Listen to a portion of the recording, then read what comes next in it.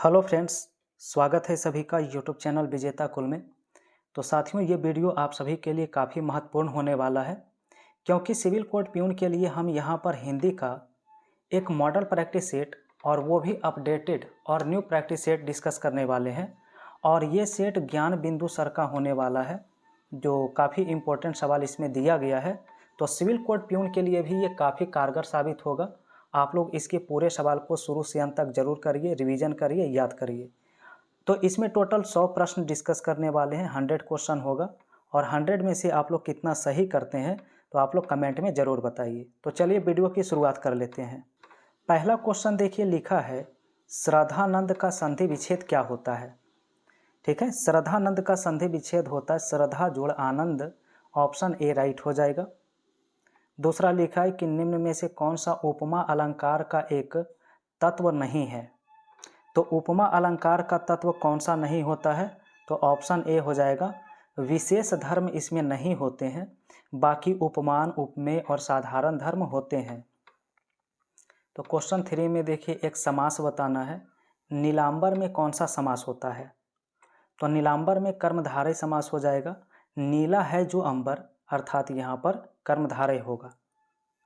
For में बताना, इनमें से कौन सा वाक्य जो है वो अशुद्ध है, यानी कि गलत लिखा गया है। तो गलत ऑप्शन इसमें है कि पूजा में आलस्यता ठीक नहीं है। ठीक है, तो यहाँ पर इसका शुद्ध रूप क्या होना चाहिए। पूजा में आलस्य ठीक नहीं है। पूजा में आलस्य, यहाँ पर आलस्यता को हटा के आलस्य लिखना होगा, तब सही होगा। और अगला सवाल 5 देखिए। तो 5 में लिखा है संरचना के आधार पर वाक्य के कितने भेद होते हैं। तो संरचना के आधार पर वाक्य के 3 भेद होते हैं, साधारण या सरल वाक्य, मिश्र वाक्य और संयुक्त वाक्य। क्वेश्चन 6 में है कि उचित एवं शुद्ध वाक्य इनमें पहचानिए। कौन सा यहाँ पर जो है वो शुद्ध रूप में लिखा गया है। तो 6 का राइट आंसर सी करना होगा। लड़कियाँ सेब खा रही है, ये बिल्कुल शुद्ध लिखा गया है। नेक्स्ट लिखा है कि छंद के कितने अंग होते हैं। तो छंद के टोटल 7 अंग होते हैं। राइट आंसर ऑप्शन डी करना होगा। क्वेश्चन नंबर 8 लिखा है विप्सा अलंकार को दूसरे किस नाम से जाना जाता है। तो विप्सा अलंकार का दूसरा नाम होता है पुनरुक्ति प्रकाश अलंकार। Option C. नेक्स्ट में लिखा है कि सर्वनाम का शाब्दिक अर्थ क्या है। सर्वनाम का शाब्दिक अर्थ होता है सबका नाम। क्या होता है, सबका नाम होता है। और अगला सवाल फ्रेंड्स आप सभी का 10 में है। दांत गिनना, इस मुहावरे का अर्थ क्या होता है। तो याद रखिए, दांत गिनने का मतलब है उम्र का पता लगाना। तो क्वेश्चन 11 देखिए, लिखा है शब्द अलंकार के कितने भेद होते हैं। तो शब्द अलंकार के टोटल 7 भेद होते हैं। बी ऑप्शन क्या हो जाएगा आपका, राइट हो जाएगा। क्वेश्चन 12 होगा, लिखा है स्त्री शब्द का विशेषण क्या होगा। ठीक है, तो स्त्री का विशेषण स्त्रैण हो जाता है। राइट आंसर सी होगा। 13 में लिखा है कि पंचवटी में समास बताइए।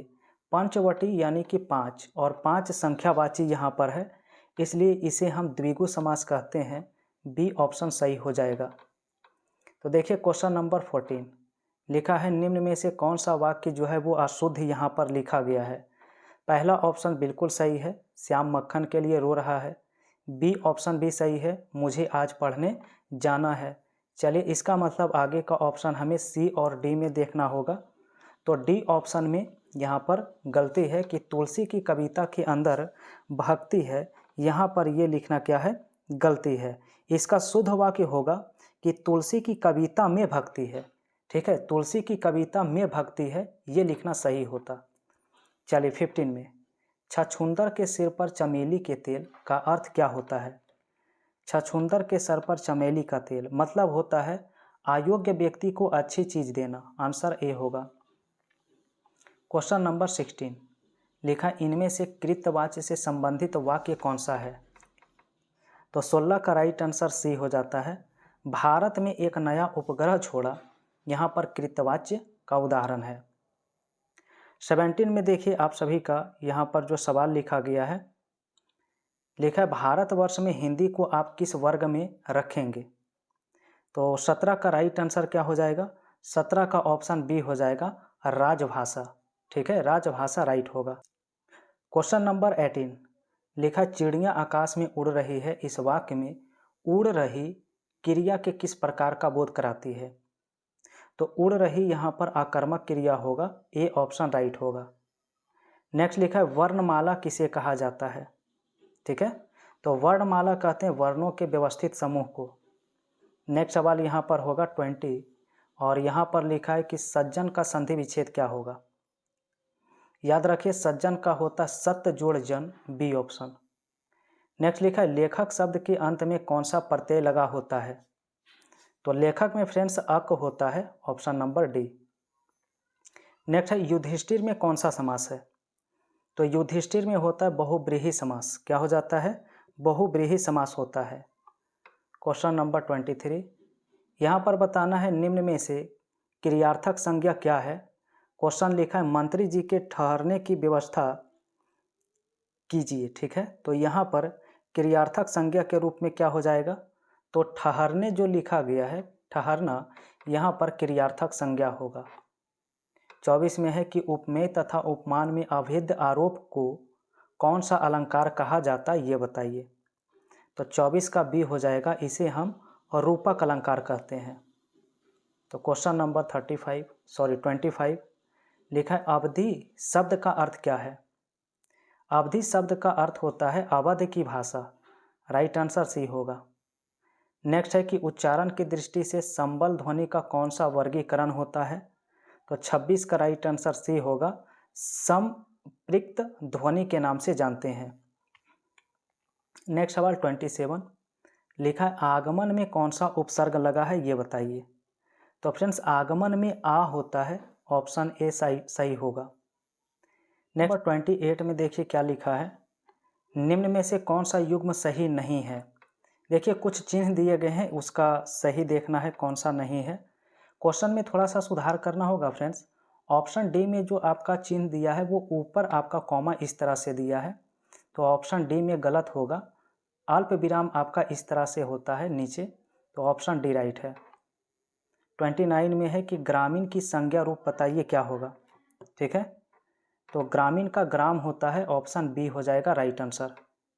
तो क्वेश्चन नंबर 30 लिखा है कि निम्न में से प्रेरणार्थक क्रिया कौन सी है? प्रेरणार्थक क्रिया यहाँ पर ऑप्शन ए हो जाएगा दिलाना। इसमें कर्ता स्वयं कार्य नहीं करके किसी दूसरे को करने के लिए प्रेरित करता है, तो वो प्रेरणार्थक क्रिया होती है। अगला सवाल लिखा है कि भूतकाल के कितने भेद होते हैं? तो याद रखिए भूतकाल के 6 भेद होते हैं। नेक्स्ट 32 नंबर सवाल देखिए। सवाल में है इधर उधर जिधर किस प्रकार के अवयव होते हैं? तो 32 का ऑप्शन डी होता है दिशावाचक। और नेक्स्ट 33 दिया है निम्नलिखित वाक्य में संज्ञा पदबंध क्या है? घर के आंगन में लगे पेड़ सूख गए, तो यहाँ पर संज्ञा पदबंध के रूप में प्रयुक्त कौन सा हुआ है? तो ए ऑप्शन सही होगा, घर के आंगन में लगे पेड़। क्वेश्चन 34 है जो देने योग्य है इसके लिए एक शब्द क्या होगा? तो इसे हम देय के नाम से जानते हैं, जो सी ऑप्शन में सही है। नेक्स्ट लिखा है मतदाता में कौन सा समास होता है? ठीक है, तो मतदाता में तत्पुरुष समास होता है, ऑप्शन बी राइट होगा। 36 में सवाल है कि इनमें से शुद्ध शब्द कौन सा है? इंद्र ब्रजा लिखना किस ऑप्शन में सही है? तो ए ऑप्शन में यहाँ पर लिखना क्या है, सही है इसका।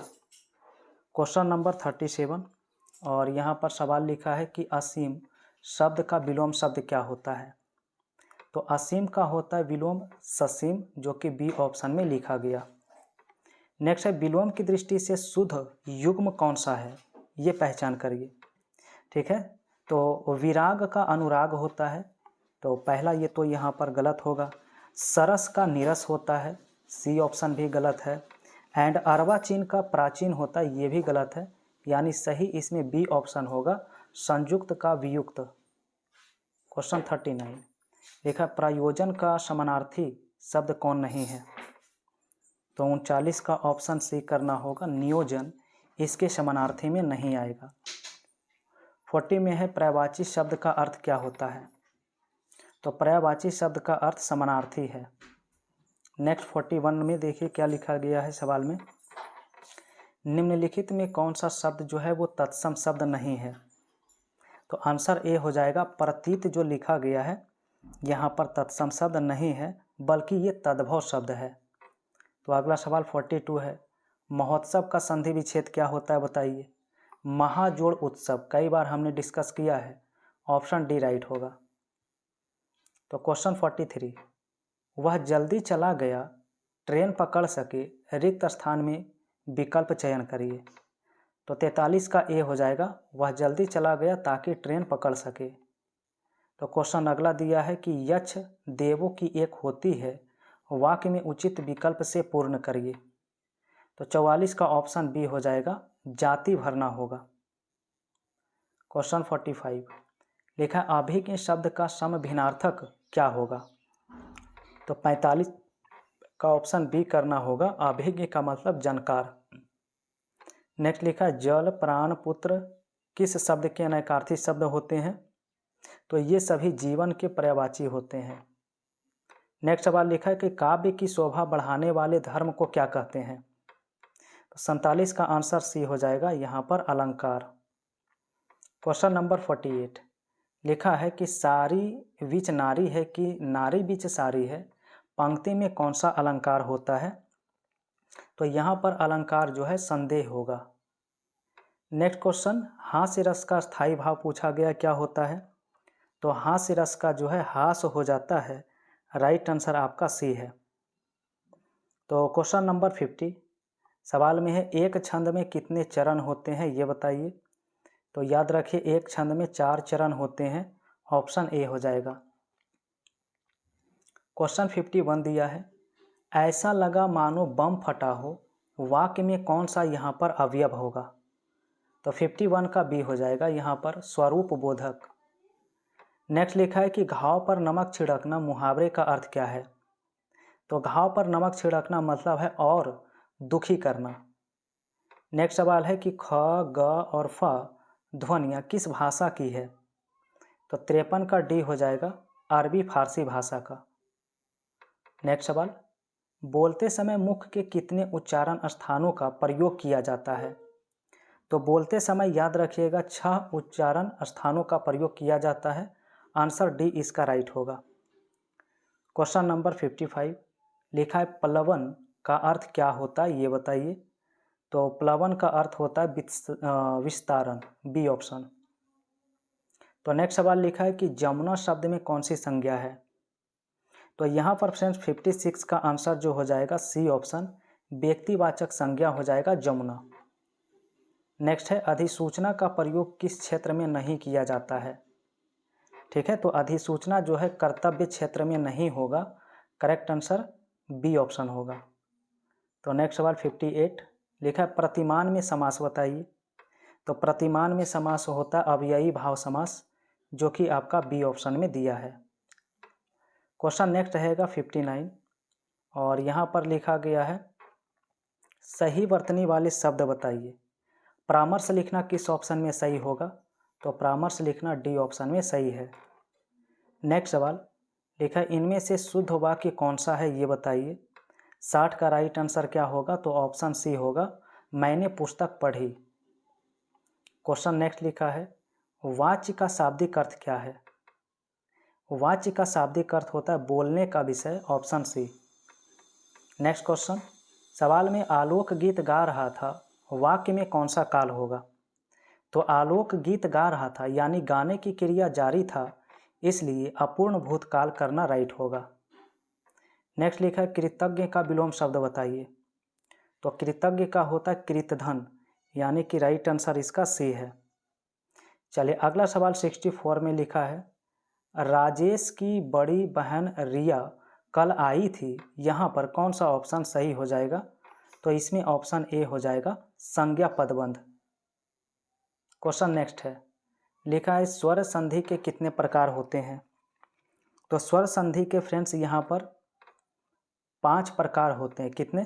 5 प्रकार होते हैं, लेकिन अगर मूल रूप से पूछा जाए तो मूल रूप से 3 होते हैं, बट टोटल अगर पूछा जाए तो टोटल यहाँ पर आंसर आपको 5 करना होगा। ठीक है, चलिए अगला सवाल देखिए 66 लिखा गया है यहाँ पर भाषा को बोलते समय होने वाले उतार चढ़ाव को क्या कहते हैं। तो भाषा को बोलते समय होने वाले उतार चढ़ाव को हम अनुतान के नाम से जानते हैं, ऑप्शन बी होगा। नेक्स्ट सवाल लिखा है, इसमें बिहारी हिंदी का रूप कौन सा नहीं है?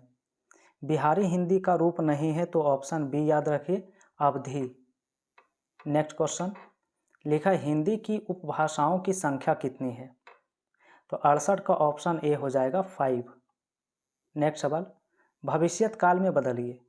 सवाल है, बच्ची रो रही थी, अगर इसका भविष्यत काल बनाना है तो ऑप्शन डी सही करना होगा, बच्ची रो रही होगी। चलिए 70 में सवाल दिया है कि रूप के अनुसार क्रिया विशेषण के कितने प्रकार होते हैं? तो क्रिया विशेषण के 3 प्रकार होते हैं रूप के अनुसार, ठीक है। नेक्स्ट सवाल यहाँ पर 71 में लिखा है, जो खाने योग्य नहीं है उसे हम क्या कहते हैं? तो जो खाने योग्य नहीं है उसे अखाद्य के नाम से जानते हैं। क्वेश्चन 72 में दिया है कि नीलगाय में समास बताइए कौन सा है? नीलगाय का विग्रह करेंगे तो होता है नीला है जो गाय, यानी कर्मधारय समास राइट होगा। नेक्स्ट लिखा है, सही वर्तनी वाले शब्द बताइए। आविष्कार लिखना किस ऑप्शन में सही है? तो ऑप्शन नंबर डी में सही होगा। चलिए 74 सवाल में इनमें से शुद्ध वाक्य कौन सा है ये बताइए। 74 का अगर सभी ऑप्शन आप देखेंगे तो बी ऑप्शन आपको सही मिलेगा, पेड़ से पत्ता गिरा। 75 में है, अनिवार्य का विपरीतार्थक शब्द यानी उल्टा शब्द क्या होता है? तो अनिवार्य का ऐच्छिक होता है, जो कि ऑप्शन डी में दिया है। तो फ्रेंड्स नेक्स्ट सवाल यहाँ पर 76 में करिए। कपड़ा का पर्यायवाची शब्द पूछा गया है, क्या होता है? तो कपड़ा का वसन हो जाता है ए ऑप्शन में। नेक्स्ट लिखा है कि बच्चा का तत्सम रूप क्या होता है? ठीक है, तो बच्चा का तत्सम रूप यहाँ पर 77 का सी करना होगा, वत्स। क्या हो जाएगा? वत्स। अगला सवाल लिखा गया, कर्ण शब्द का तद्भव क्या होगा? तो हमने कई बार डिस्कस किया है, कर्ण का कान होता है। चलिए 79 में फ्रेंड्स लिखा है कि पुस्तकालय में संधि बताइए कौन सी होगी। हमने कई बार डिस्कस किया है, दीर्घ संधि यहाँ पर राइट होगा इसका। नेक्स्ट सवाल, नाविक का संधि विच्छेद क्या होगा? तो 80 का राइट आंसर सी होता है, 9 जोड़ इक। क्या हो जाता है? 9 जोड़ इक। सवाल नेक्स्ट है, लिखा है चपला और चपल समरूपी भिन्नार्थक शब्द इनमें से कौन से होंगे इसके?